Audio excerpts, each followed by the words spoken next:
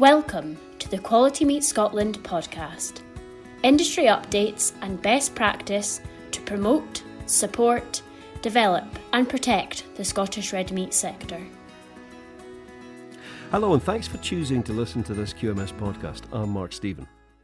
Increasingly, scientists, farmers and producers are coming round to the view that what matters is not so much what you put in the land, but what's actually in the land, the soil structure, its ability to absorb and retain water, for example, the richness of life in the soil. In this edition, we're going to be exploring the concept of regenerative agriculture and asking how we could apply those principles to farming here in Scotland.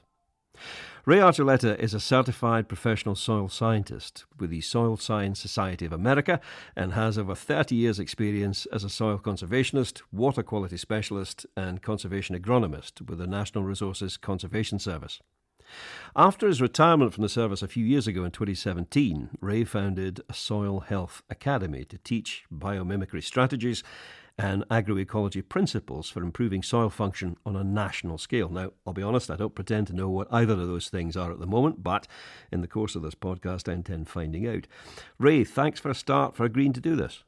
Thank you, Mark. Thank you for having me. I really appreciate that. It's great that I'm not the only one that has a hard time understanding the principles of biomimicry and agroecology. When I first started, I didn't understand that either, but we'll be able to talk about that. We will indeed, and I am going to come on to it. But first off, what got you interested in dirt? Well, I started when I was 15 years old working on my uncle's ranch. I knew I was going to get involved in agriculture. I just absolutely loved it. But I think when I went to college for soil science and also for entomology and the typical agronomist training and soil science training, and I really got interested, but I really didn't understand the profound beauty of the soil until later in my career. So, I just went to college. I knew I was going to get involved in ag, but I didn't really understand how elegant and how beautiful it was until later on. Can we start with a fairly basic question? What is soil? Soil is a living, dynamic ecosystem. It's not dirt. I think the world view, a lot of farmers, a lot of ranchers, in fact, a lot of people that went to college, they think it's just sand, silt, and clay, and maybe just a little bit of bacteria, but not really alive. But it's so far from the truth. It is the most elegant and most complex ecosystem on the planet. It is a world and a universe to itself of fungi, algae, and bacteria and protozoa, and not just under the soil surface, but on top of the soil surface is a huge myriad of organisms. The soil is the living skin of the earth. It's an amazing, amazing matrix. That is a lovely description, the living skin of the earth. I mean, all the things you've described, how interconnected are they? I mean, if we mess around with one of those things, what impact does it have on the whole? Oh, I love the way you said that, because when I went to college, we taught in isolation. I call it siloization. We look at things in little pieces. And the moment we do that, we detach the whole connectedness of things. And why your question was so critical. Everything's connected. We're connected to that soil organism. Ecology is about relationship and connectedness. All these organisms, from the soil to the plant to the climate to us, we are intimately connected in function. So it's very connected. What are the principles behind regenerative agriculture? What's the idea behind it? Well, first, let me give you what I think the definition of regenerative agriculture and why we came up with it. Regenerate also is a term called renewal. It is the renewal of the heart and mind on how you see and view the natural ecosystem. I think sometimes people think that regenerative agriculture is applying practices out there. Well, I'm going to do no-till, or I'm going to do cover crops, or I'm going to move my animals like buffalo. No, really, it starts as how you have relationship and how you view the natural world. Regenerative agriculture, simply said, is emulating nature's design patterns, and that's what biomimicry is.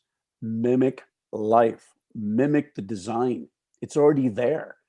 And I think people confuse what's the goal. In fact, when I went to college, my goal in college was control nature with tillage and chemicals and force her to yield, whether it's bushels or what's in the tank.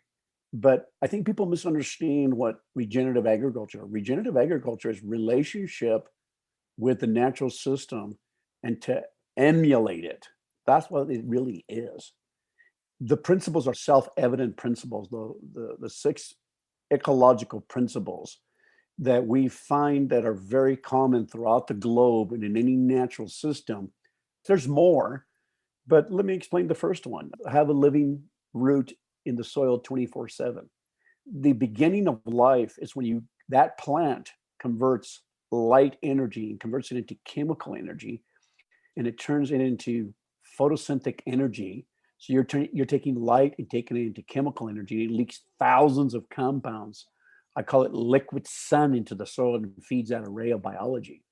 So one is having a living root 24/7, and that's a really difficult thing for farmers to do because they only capture about 110 to 120 days of sun throughout the year. The other principles keep the soil covered with that residue, that skin, I call it, that detritus. Have living animals, diverse animals, integrate animals into the system. Another principle is limit chemical, physical, and biological disturbance.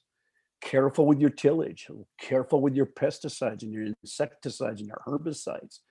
The natural system is very careful how it does its perturbations, its disturbances. And currently, farmers are disturbing the soil way, way too much. One's very critical that we just added, you know what it is? Context. Understand context. Understand your ecological context. Understand your cultural context. Understand your economic context. Understand your cultural context, your social context. And the last one, the spiritual context. When I work with farmers, the Amish, Hawaiians, even a lot of Europeans, we used to have a very spiritual connection to the land.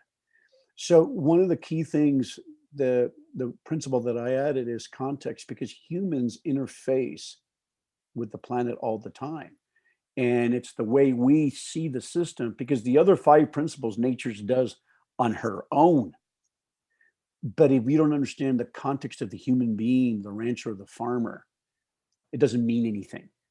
The rest of the other five don't mean it because we're the ones that are the destructive force out there interfacing with the natural system. So that, Mark, when I walk onto a farm or ranch, I have to understand their context. And a lot of us are farming out of our ecological context. And so that's why I added that principle in 2016. Context, context, context is so critical. I remember 25 years ago flying into Kansas. I was on my way to visit something called the Prairie Institute. And as the plane came down, I could see this brown line on the horizon. And that basically was the topsoil heading off to the ocean, because the land was being really intensively worked, the huge fields, massive machinery, etc. And the Prairie Institute was trying to find ways of producing a marketable crop without disturbing the land as much. This idea you have of keeping a skin on it 365 days of the year, 24/7, is that the same principle?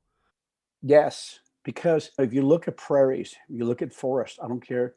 If you look at most of the world came out of forest and also came out of savannas or prairies. Recent studies have shown that even Saudi Arabia, archaeologists found elephant tusks. All of Saudi Arabia was vegetated with living plants, and living plants is that medium that creates that residue, that skin, that living root or a living plant. That is a natural part of the soil. I've said it many times. Without plants and biology, you don't have soil. You have geology. So plants are so critical because they feed the living organisms. No plant, no living organisms, no soil, period. So you're exactly right. That skin, whether living, a living plant, or the residue, is very critical. Again, probably about 15, 20 years ago, I did some recording in Germany in a university there, and they were engineers. They were talking about biomimetics. Again, what you talk about in biomimicry, essentially. They were looking at naturally occurring shapes, designs, etc., and mimicking them and turning them into things that could be really useful. I mean, to be honest, maybe 20 years ago, that was the precursor of what we see nowadays with drones. They were working on that. They looked at dragonflies and they thought, how does this operate? And then they produced drones. You're talking about doing exactly the same thing. So let's look at a system that works in nature and then basically apply it to an agriculture. Is that possible? Can you do that? Oh, yeah. Here's the thing. It's like, Mark, I'm so glad you brought it, because one of my favorite subjects is like Velcro was designed from cockleburrs. Man learned how to fly by mimicking birds. Absolutely. Watch the forest architecture. It's beautiful. The prairie, plants with different shapes of leaves, different heights, capturing energy differently. We're designing the same thing in our cover crop mixes when we're farming now. We are planting corn and soybean onto 6-foot tall multi-species cover crops that look like the prairie. And then we come back and roll it down with a roller, creating the instant skin of the forest. You walk into the forest, what do you see, Mark? Basically, you're walking on soft needles, mulched up leaves, all that kind of thing. You're not actually walking on the ground. Exactly, Mark. And now we're doing that on thousands and millions of acres in the United States, that we are planting into a 6-foot multi-species cover crop that looks like the prairie, come back and roll it down, and then it creates that living mulch skin and the corn and soybean. And we're doing it on cotton, we're doing it on pumpkins, and it pops right out, creating a nice, beautiful weed mat. And at the same time, keeping it cool, keeping it, regulating the temperature, and feeding the myriad of soil biota. Beautiful. So presumably, I mean, again, I'm caught by that phrase of yours that, if we take the life out of the ground, all we've got is geology. Geology is unique to every particular area geographically. Therefore, there can't just be one type of soil health. There must be multiple types of soil health specific to that particular area. Am I correct? Well, Mark, I used to think that. And if I walked into your area, in your country, there's sand, silt, and clay, and they're all in percentages. But there's something that's always very common, and that is soil biology. There's bacteria, there's fungi, there's all kinds of living organisms, and they function the same way. Nature works on patterns. And I think one of the best things that we try to teach our practitioners when we mentor people, watch patterns and learn to be observant. What's the common pattern in your country and my country? Soil biology. Let me give you a case in point. I flew to Hawaii. In Hawaii, from where I live, and you go all the way to Hawaii, and you cross a bunch of ocean. Here there are a bunch of islands. I land there. We go do a field day, and there's a potato producer tilling the snot out of the soil, absolutely decimating it. And I said to him, "You're having problems with nematodes, don't you?" He looked at me very astonished. He goes, "What do you mean, Ray? How did you know that?" I said, "I'm the soil whisperer." But I started to laugh. I said, "No, it is a similar common pattern." He was using way too much fungicides. He was doing excessive tillage. And what he was doing is diminishing the soil biota. And then as using those powerful fungicides and using all those chemicals and insecticides, he was changing the balance of the soil biota, and nematodes started to become a problem. Hawaii, thousands of miles away, functioning the same way in the mainland. Patterns. This idea of covering the ground, again, I find this fascinating because it's like mulching a garden, but writ large. I mean, writ huge. Now, one of the functions of mulching a garden is to maintain moisture within the soil. That's one of the ways it works. I don't know whether there's a term, water resilience, for soil, but let's pretend there is. Here in Scotland, we've gone from way too wet to way too dry in the blink of an eye. Now, that must be, again, almost a universal problem in most areas. Yes, yes. And that's caused by, I think, this is my own personal understanding, Mark, and just my own personal experience. I've been in every state in the United States 2 or 3 times. And here's, I noticed a common pattern. The ground is completely bare. And then I started realizing, being exposed to the right people, reading the right books. When I first read Ellen Savory, and I started understanding, oh my gosh, we got too much bare ground. And why is this related to what you're saying, Mark? It's very simple. What I'm saying is because the best way to regulate temperature and moisture is a living plant or that mulch. And what's happening is we have so much sensible heat, meaning you can sense it and feel it coming and radiating out, and latent heat. It's pushing the rain clouds away. And so what's happening is we're having more extreme weather events on the small water cycle. And the small water cycle is about 30 to 40% of all our rain comes from the small water cycle. That means inland, plants evapotranspiring, and 60% of our rain comes from the ocean. And so what's happening is that we're seeing these extreme events. It's because we have nothing to regulate, and we've diminished that cycle because our soils are diminished. They no longer infiltrate, and we no longer cover them. So we're having way too much heat created by bare ground and too much concrete and too much surface. So we've affected that cycle. So then we have these two extremes. We either have it too wet or have it too dry. But the way to regulate it at your local garden is to put that living mulch that helps, and living plants. You mentioned, the 6 points earlier, and one of them was animals. I mean, what role does livestock play in good soil health? Oh, they are critical. And it kind of frustrates me because a lot of environmental groups are looking at animals as a problem. Well, since when did animals and humans stop farting? It's like, oh my gosh, there's methane gas. I mean, we're being ridiculous. Billions of buffalo, bison were eating and farting and stimulating the soil and the living plant. People don't understand, if you do not have grazing animals on their grass, the grass will desiccate. You cannot prime the biology. So when that buffalo, that cow, bite that grass, it stimulates it. And then the plant leaks more carbon compounds to feed more biology. That's called nutrient cycling. So without living animals doing that, we get more desertification. But what they don't understand is we've had poor grazing management in the past, and they blamed environmentalists, blamed the cow because they saw overgrazing, and they were right, but they were focusing on the wrong thing. They needed to look at the human being as the problem, not the cow, not the buffalo. They were designed to be together. The problem is we human beings love to blame tools or other people, but they need to look in the mirror. That's the problem, Mark. And you're right.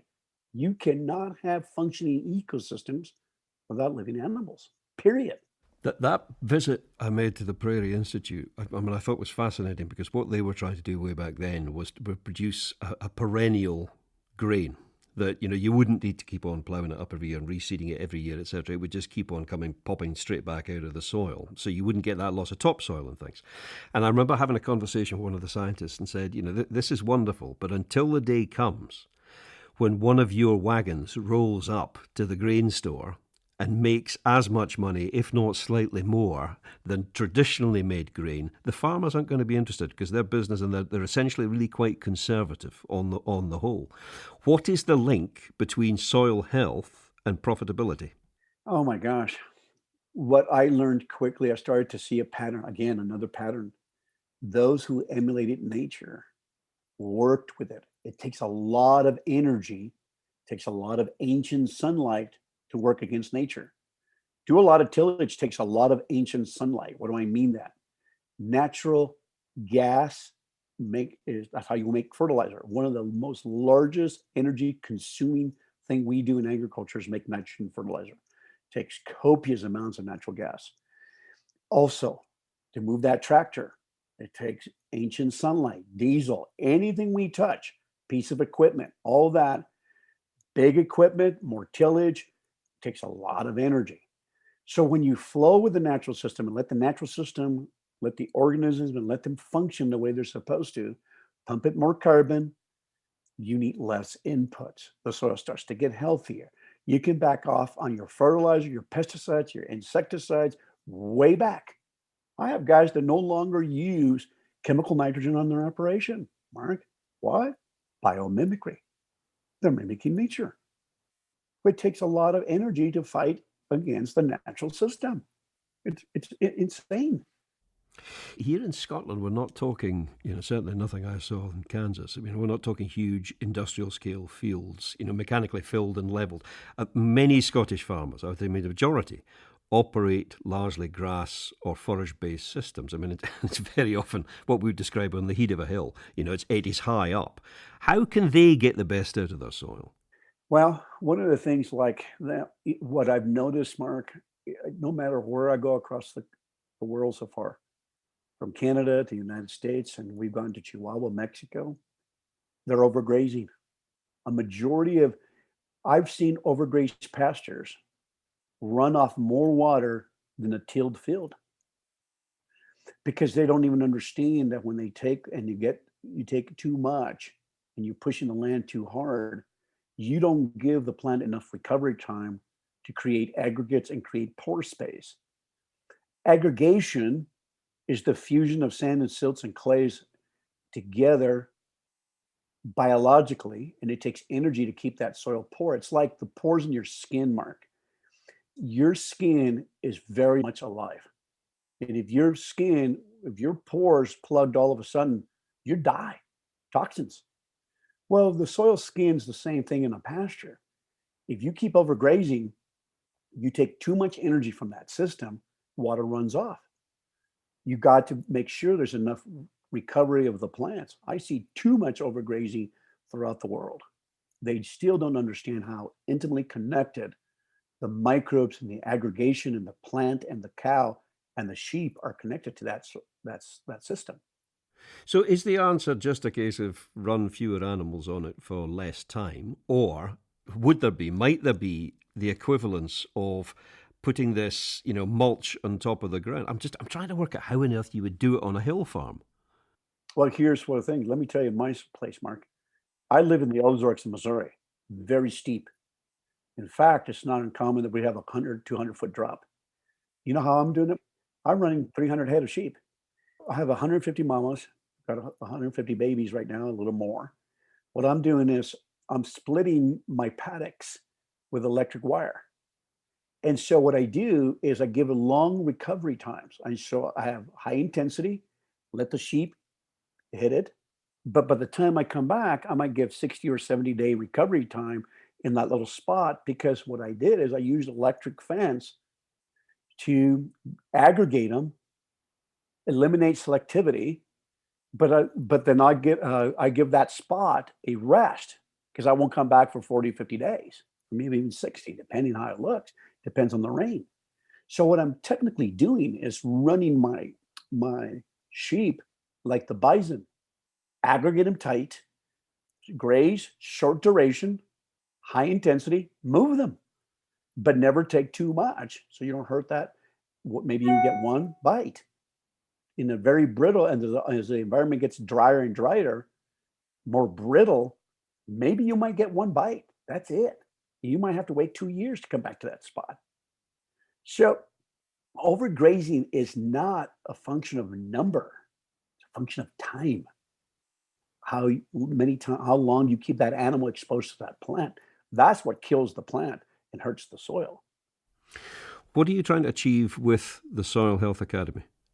We're trying a regeneration of the mind and heart. I have learned a long time ago, unless the heart and mind changes, the land does not change, Mark. The land is the reflection of the understanding of the people. And so that's what we're trying to change at Soul Health Academy. One of the most very frustrating things in the academia and what we've got taught in our schools is if you really look, the problem with economists, they leave the ecology out. The problem with ecologists, they leave the human out. Both are wrong. Both are needed. It's just the way we look at things is the problem, Mark. That's what we're trying to accomplish the Soul Health Academy, is convert people to more have relationship, an ecological relationship with the natural system. And are you getting traction with it? I mean, are you getting what you might describe as 9-to-5 farmers, just ordinary Joes, signing up for this and saying, yeah, I'm going to give this a go? Yep. You know what causes people to go, Mark? Desperation. They're failing. They know. I was working 32 years with the government. 15 years into the government, I realized, oh my God, we're not fixing anything. Water's still polluted. We've spent billions and billions of dollars in our country since 1935, since it was started since erosion and dust bowl. And yet sediment's still the number one water quality problem. And yet farmers are still going broke. And yet can't bring their son and daughter into the operation. I said, why can't we not make a living on 300 to 500 acres and support 2 or 3 families? Can't do it. Cost of inputs, and because the way we're farming. That's the problem. So how do we get traction? When I get ready to go teach, I expect less than 10% to get it. But I've noticed that 10% is looking, they're asking questions. They know something's wrong. Those are the ones that get it and start building them, and we start building community and we help each other out. So not only do they come to the school, but we build this community where we work with each other. Why do you think the Australians are moving so quickly in Soul Health? Because they don't have government cost share. They don't have government help. They have themselves. I tell people, build Soul Health community. You want to be hanging around with farmers and ranchers that think like you, that understand that the goal is to mimic nature. Those are the people you want to hang around with. And those are the people that aggregate together. Then the rest of the community will follow later on. So when I teach, Mark, I don't expect everybody to get it. But as long as that 10% get it, it's a start. It's a start. And the rest of the community, that's why I added that social context. The social pressure is brutal. It's called social conditioning. Humans are like sheep. You know, raising sheep, if one sheep is outside the corral and the other ones are all in the corral, it will kill itself to get into the corral.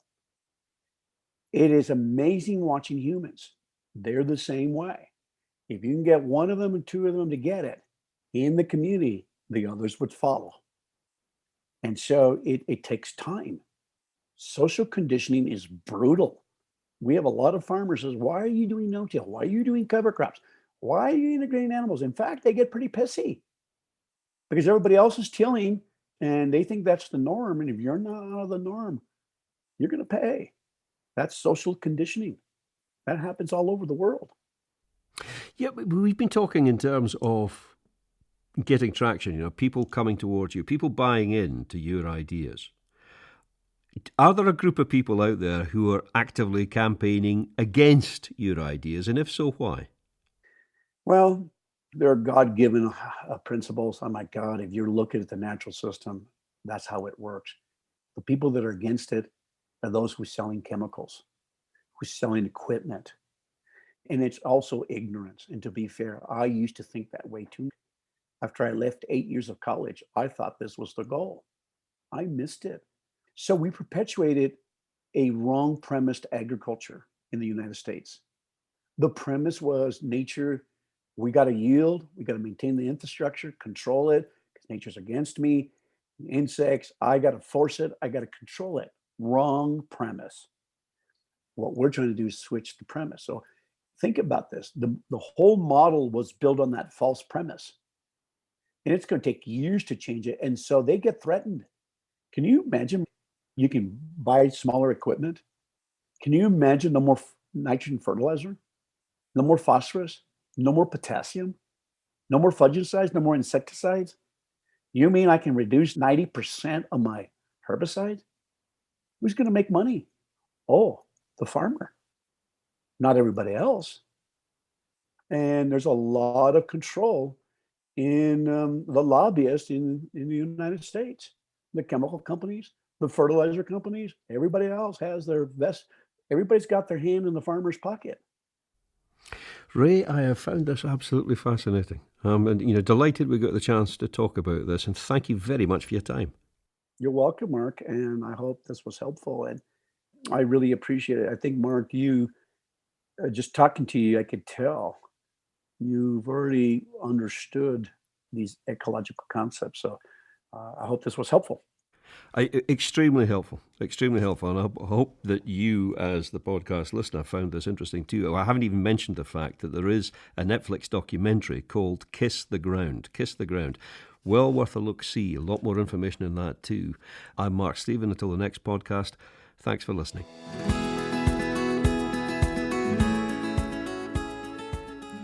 Thank you for listening to the Quality Meat Scotland podcast.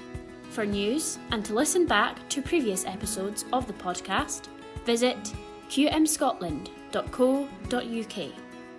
For Scotch beef, Scotch lamb and specially selected pork recipe videos and inspiration, visit www.scotchkitchen.com or follow Scotch Kitchen on Facebook, Instagram or Twitter.